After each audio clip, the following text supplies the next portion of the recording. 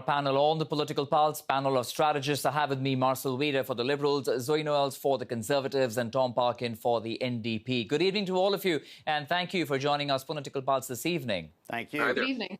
So, closed-door meetings, deliberations, negotiations all taking place, as we know, last 3 days in Smithers, BC, between Wet'suwet'en and hereditary chiefs and senior ministers from both Ottawa as well as BC, hoping to break the impasse over the pipeline dispute. The question is, could this not have been done before? Why did it take almost 3 weeks for these rail blockades for Ottawa to send its emissaries? And is this the beginning of a long, drawn pending process? Marcel, I'll start with you. The word we heard seems to be optimistic this evening. But will this be enough? People at a table for 3 days. Who knows? How long will this take? Well, actually, that's a very good point. And these types of negotiations have almost a life of their own. It's important that people are heard and respected and try and arrive at a solution. This really should have been done many months, even years ago, when BC went through the environmental process and realized that they're going to go through the Wet'suwet'en territorial lands and started that process. But they did it. So now the federal government is involved in working with the BC government, with the NDP government there, in trying to resolve a situation that's fair to all the parties. So you're passing the buck, Marcel, to the provincial government. Is that it? It's, Akshay, there's a number of negotiations that continue on throughout the country with various Indigenous groups on land claims and trying to resolve it. This one, obviously, has percolated up to the top, and so it's getting the attention from Ottawa and obviously from BC. And so they're working to find a solution on this. OK. Also at a time when we know that for this Prime Minister, we've heard him say this many times, Marcel, that relations with Indigenous people is the topmost priority. And yet you say that it was BC who should have really stepped in earlier. But OK, I'll come back to you for more. Zoe, we know that this was a long due process. But the question, like I'm trying to understand, is how long will this take? Will these protests not happen again? Can Coastal GasLink pipeline continue with its construction work, which is said it would halt for 2 days? We are in the third day at the moment. How long can this take? Well, fundamentally, this is an existential crisis for Canada, and continuing to allow these blockades from really allowing our country to run is going to set a dangerous precedent if we're unable to, for example, have the police enforce the law. But what I'm really looking for here is for Prime Minister Trudeau to show real leadership at the federal level. I think that deflecting responsibility to the premiers, including Premier Horgan, is the wrong move to take. This is clearly a national issue. This is an existential crisis. And with Trudeau and Carolyn Bennett talking about mutual respect and support, to me that just sounds like rhetoric and platitudes. It seems like they're trying to convince themselves that Trudeau and the Liberal Party can come out with a win here.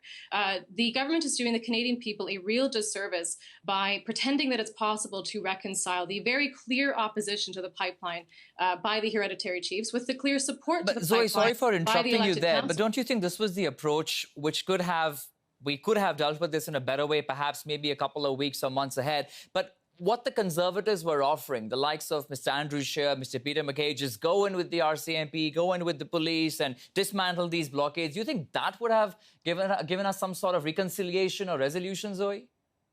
I think the blockades are setting a dangerous precedent, and the police does need to be able to enforce the law. But ultimately, what we need to see is real leadership from the federal level in terms of coming to some sort of compromise. But I do think that, if Trudeau were less interested in going on an international campaign for the UN Security Council seat and was more focused on issues at home, then maybe we would have arrived at this point sooner. OK, I want to talk about what's happening now. Tom, like I was saying, we are 3 days into these negotiations, talks that continue to happen. We have BC Indigenous Minister, along with, of course, Ottawa's Crown Services Minister as well, Crown Indigenous Relations Minister as well. But my question being, the Prime Minister is somebody who's been asked many a times to come and have conversations directly with hereditary chiefs. Do you think that will sort of douse the problem at the moment? Well, I think it may be, but I think for right now, having the minister there is probably sufficient. If there's some sort of arrangement, a deal, maybe the Prime Minister comes in to be there to hopefully celebrate its resolution. But I think what's important right now is that there's people talking, Yeah. and that's a lot better than having police with assault weapons pointing them at protesters who, in their minds, are defending their land and defending their territory. So the question you keep raising, though, Akshay, is, why has it taken 3 weeks? I think it's a fair question. Why has it taken so many years in our country to address the land titles issues that on a regular basis crop up in our country, on a regular basis cause crises, which become militarized, the police get used for, and we just kind of lurch through the crisis to get to another one. Right. Now, I think if I can add one other small point, Sure. The Stephen Harper approach to pipelines was a failure. The first attempt at getting the Trans Mountain Pipeline approved was botched, was squashed in court because Mr. Trudeau didn't do the appropriate consultation. So successive conservative and liberal governments have really failed on these issues because nobody's grappling with them. Okay. And I'm afraid, these talks might be more than a few days because these are long issues. Absolutely, and that of course is the question we continue to ask. How long will it take, and then what will happen to blockades, protests, and how long will it take for the construction to be back on the ground? But we'll continue to talk on this story. Let's quickly move ahead and talk about the other political news we are tracking, which is the Conservative leadership race. Now, the Conservative Party has named 8 candidates who passed the first hurdle to become a contender in the party's leadership race. This gives candidates about 4 months period to replace Andrew Scheer, even though Quebec social conservative Richard Decree made the cut with the required signatures and entry fee, but his controversial remarks on LGBTQ, it seems, cost him much and has been barred from the leadership race. So who has made it through? Candidates, as we just saw on the board, we saw Madeline Gadu, Rudy Hunzi, and several more as we played out on the board this evening. Zoe, I know there is another round with stricter parameters set in the month of March, but your take on who made the cut in the first round? I know it's early, but who do you think can appeal to all Conservatives, all Canadians, and then take on Justin Trudeau? I think that Peter MacKay is in a very excellent position to be able to bring the country together and really unite the party in a way that I think a lot of Canadians, both within the Conservative Party leading up to the leadership race, as well as the other Canadians in the federal race, will find very appealing. I think that the list that we see right now is an excellent list. It's a diverse range of leadership candidates, including the first Black woman to run for a federal party leadership. We see candidates from just about every region of the country. We see experienced candidates like Peter MacKay, Naren O'Toole, and we see outsiders like Leslyn Lewis and Rudy Housney. Yes. What this looks to me is a party that not only thinks it can win the next election, but is ready to do so. Well, I'll have to interrupt you there because I'm really running out of time. So 30 seconds to both of you. Tom, your thoughts? Well, if you follow on Twitter, you look at the online social media campaign that's coming from the two, I'd say, leaders, Mr. MacKay and Mr. O'Toole.